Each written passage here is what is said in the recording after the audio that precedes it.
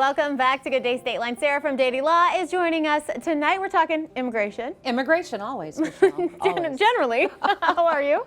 Good. How are you? I'm good. We always love having you on. You always teach us a lot of stuff, which is nice because you can't just have fun and games all the time. Sometimes you have to learn too. So what are we talking about today? Immigration is my favorite topic, yes. but as my husband says, it's my only topic. So today we're going to have a little game. It's good to have some perspective because people always say, well, what about other countries and immigration? So we're going to start today with which countries have the highest immigrant populations. Okay, so this is in their own country, the highest immigrant population. Mm-hmm. Top 5 countries with the highest. So what country, let's start with number 1, which country has the highest number of immigrants? What does it start with?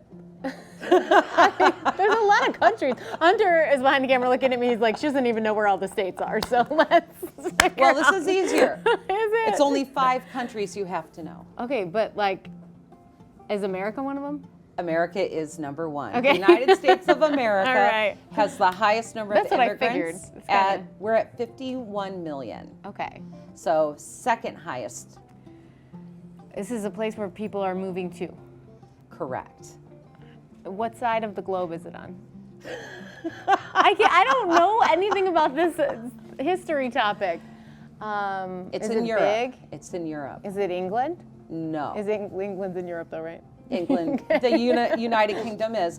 No, the country with the second highest number of immigrants is Germany. Oh, okay. And they are at 13 million. So that's a lot less than 51 million. That I'm The good United at math. States of America is the original immigrant country, Right. and we still hold that title. Yeah, but Germany is in second place. Yeah, Germany is in second place with significantly fewer immigrants than we have. Yeah, that's like a third. Yeah. No, it's a fourth. Yeah. I'm done. I'm done with all the subjects. Give me a hint on the next one, Sara. The next one, well, they are in the Middle East. Okay. Was it start with a vowel? No. No. Okay. Saudi Arabia. Okay. Saudi Arabia. So are there do you have a perspective on the reason why Germany is number 2 and why Saudi Arabia is number 3? Well, Germany accepted a lot of refugees. Okay. You know, we're at a time in the world when we have the highest number of displaced people, Sure. more than any other time in human history. So Germany accepted a lot of refugees over the last 15 years. Saudi Arabia is a growing country, so they have a lot of immigrants going. The next country, the 4th, is Russia. Okay, I do know Russia. And then coming in at number 5 is the United Kingdom. Oh, see, I was so they close. were on the list. So the U.S. is the leader. Okay. Then Germany, Saudi Arabia, Russia, and the UK. So those are all, 10 million and 13 million people technically are not close, but kind of close in numbers versus obviously 51 million. Are the process to immigrate to one of these countries easier than the United States? I have no idea because I'm not licensed to practice law in any of those other countries. You're not in all 5 I'm not. everywhere on the planet? But what I found surprising is Canada, our neighbor to the north, is not on that list.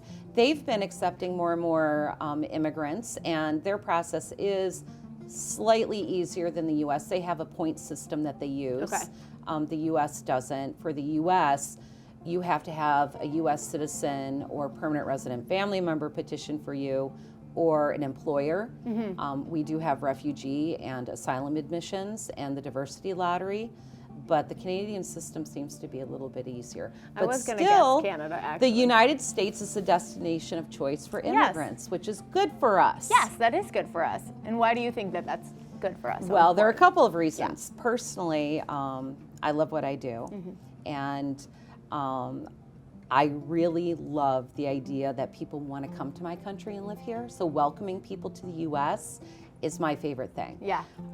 But secondly, for us, we're in a period where we have a very slow population growth rate, which is not good for the world's largest economy. Sure. We need to keep growing, and we need people coming and working and starting businesses. So we've always relied on immigrants to do that. So we have a slowly growing population growth rate, and right now projections are by the year 2060, our population will actually start to decline. Okay. And we've already seen immigration declining to the U.S., and that's part of the equation. So I think that if we want to keep our #1 status worldwide, we need to make it easier for people to immigrate to the United States. Well, and the good thing is you have all the knowledge on this. Clearly, I do not, though I usually do pretty well in our myth or fact, but not, I guess, geography. Thank you so much for coming in tonight, Sara.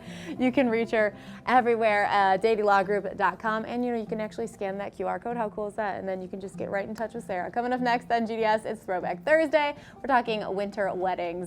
Don't go anywhere.